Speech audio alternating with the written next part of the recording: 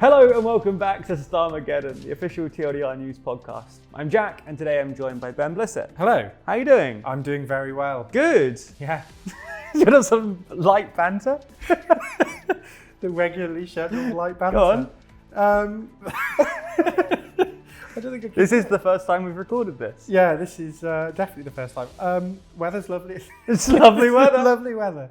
Anyway, in today's episode, we're going to be discussing controversies out of the Labour Party. We heard lots of controversy in the Tory party, lots of allegations of cronyism, of dodgy dealings, of political appointments. And parties. The claim was, new party, get the Tories out, get Labour in, it'll all be good. It's just the Tories, it's not politicians as a whole.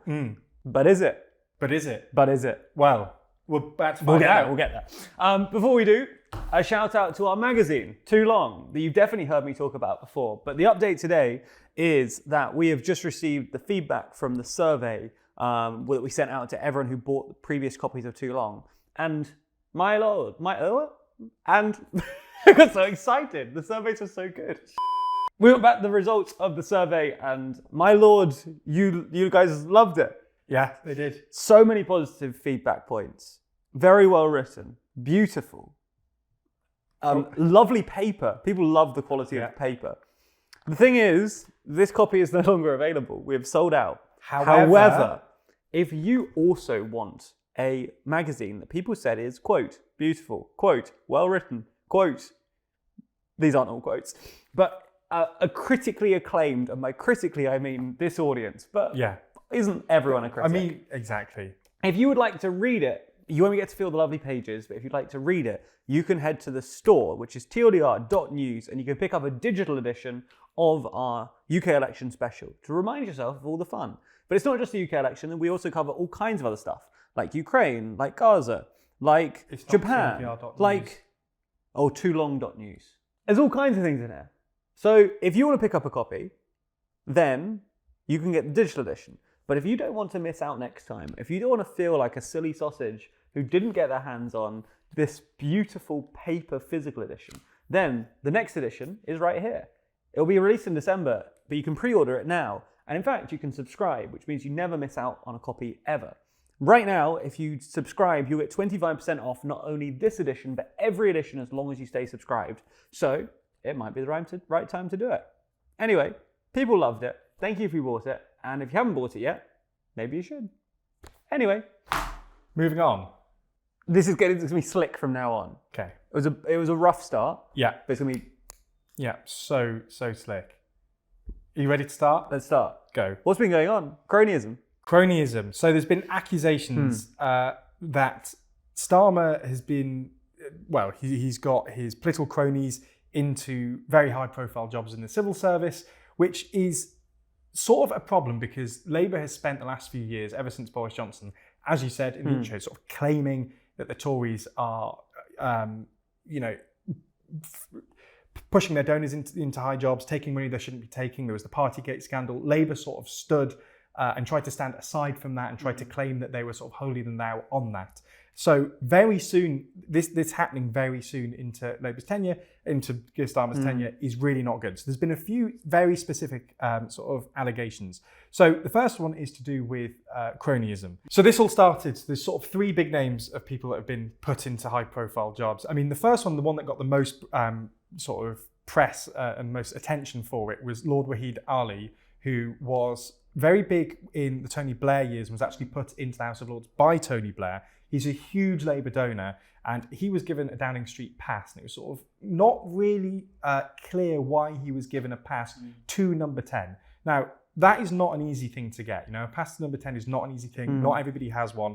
And the fact that he had one for quite a brief period of time right after the election obviously raises questions as to whether he only had that pass because of the amount of money that he donated to Labour. And that is only sort of compounded by these other two people. So Ian Caulfield was put into a Treasury role to supposedly help deliver an investment summit in October. And also Peter Kyle, who was moved from the Office of Technology into a civil service role. Like, the fact that these have happened so soon really isn't a good look for Labour. The other thing is that this just really hasn't got the same media attention as the Tories did. So when the Tories were in, the media was just ablaze whenever this happened.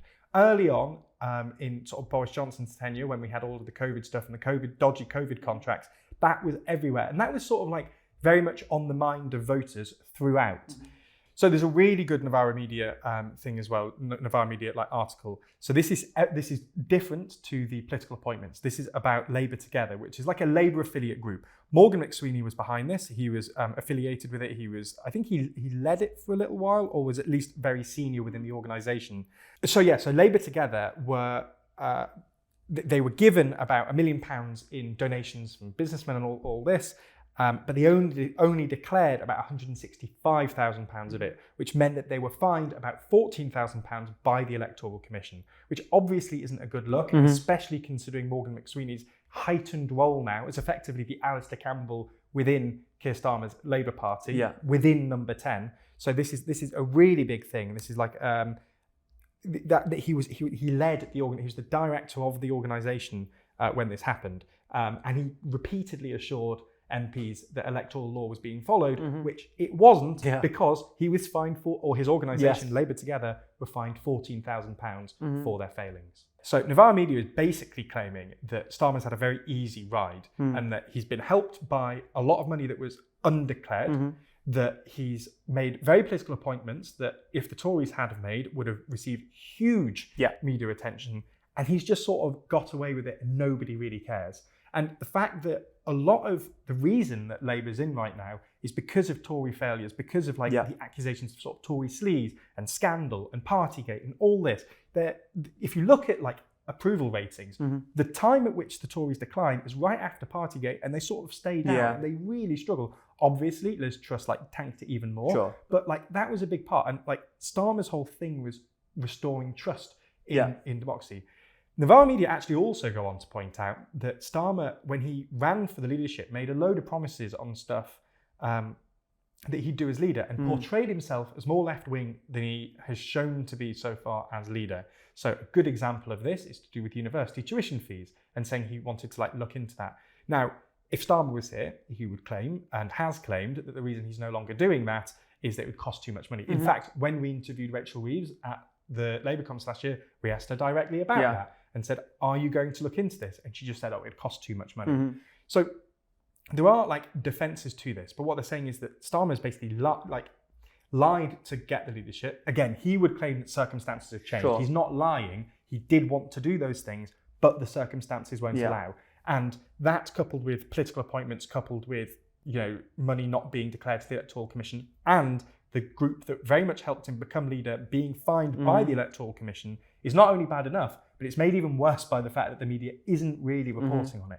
So, I think we've given the Conservatives quite a hard time when they were in, and I think it's only fair that we'd sort of look at Labour in a very similar way. And I think there are some examples, at least, that Labour aren't being treated in the same way or aren't being criticised as much. Again, I understand we're very early on in the Premiership. I understand that. But that's no reason for these things not to hit the news cycle more. Why do you think it is that they're not? Do you think there's a good justification for the reason that these stories aren't making as much of a splash as they would otherwise? Or I think part of it is they're just not as sexy as stories. Electoral Commission fine, that's not exciting, right? No one knows who Labour Together even are. No. So I think that's part of it. Parties at Downing Street in COVID, and the people bringing cases of beer in on the eve of Prince Philip's death. That's quite interesting, and I think is brought home by people. I think also dodgy COVID contracts. I would argue that didn't even get as much attention as it should have, but it certainly got more attention than this. But even that, I suppose you can talk about the personal sacrifices that people are making in COVID. I suppose it's more clearly corrupt, the idea that someone is being given money in exchange. The kind of contracts there do feel more intrinsically corrupt than appointments and cronyism, right? Yeah, I think that's certainly true. I think, but that, nonetheless, I think that is still really important. And I think that is I think it's even, the thing here is that I think is even more important, and we sort of touched on this earlier, is the fact that Labour were almost directly put into office right now as a reaction to the Tories. And it's not I think polls sort of demonstrated this before the election, that it's not so much that people are enamoured by Keir Starmer and his vision for Britain. It's that after God knows how many leaders of the Conservative Party and prime ministers and all of that, and the scandals that they brought with them, they wanted a fresh start. And this, at least from the offset, doesn't look like the freshest of starts. Yeah. Right? And I think that's why this is more important than the media are sort of making it out to be. Yeah. It's just the fact that most of this information sort of comes from a Novara media page. And look, I understand the sort of like the alignment of Novara media. Sure. I understand that they want the Labour Party to be more left-wing. They're not a centrist organisation by any means. So I'm totally aware that, like, you know, that they're not an impartial source. But nonetheless, the information that they bring up is not untrue. Yeah. The fact that they're the only people really talking about this in that much detail is definitely interesting. And this sort of coincides as well this week with Starmer's popularity declining, especially about to do with his, obviously, the supposed tax rises coming and things are going to get worse before they get better and all this. So I think it's an interesting time. Do you think this is something that Starmer should be worried about? The fact that the popularity decline piece, and also just the fact that this is counter to the narrative he was talking about pre-election, that already we're seeing these difficulties. You might expect, give it a year or two, that sure, there's isolated examples you can pull out of like, this seems a bit weird, but maybe it's not, like kind of more grey area. But if we've already got some pretty concrete examples of fines, of clear, weird links, this early, do you think that's a concern that like maybe some of the issues are more systemic than was originally anticipated and maybe Labour aren't the saviours they painted themselves to be? Yeah, I think the thing at the minute is that Starmer really needs to keep control of the narrative, right? And when he was going into the election, clearly the narrative paid off, that he's a clean break from the Conservatives. But as things stand, as an isolated incident, these might not be. This might not be that, you know, the end of the world. You know, donations not being declared from an affiliate organisation. Like, that's not great, but it's not the end of the world. Sure. And some people that are close to the Labour Party being like, again, that's not great, and it should be getting more media attention. But that's not going to end Starmer on its own. And just like with the Conservatives, individual isolated incidents of I don't know the right word to use here, but I suppose like cronyism, like isolated instances of that didn't end them. It was them accumulating and a narrative being created that the Conservatives were prone to cronyism and corruption and all this. So he needs to keep an eye on it and make sure that this doesn't get worse. But on its own, I don't think it's gonna end Starmer. But it's not a good sign. It's not a good start. Yeah. And he really needs to get a control of it and keep and maintain this narrative that they are a clean break. And what, if anything, do you see him doing to try and pull that around, especially regarding just general polling? That we're seeing this polling slip, the honeymoon period is ending, as we kind of illustrated in the video that we released a week or two ago, that honeymoon period did not last long.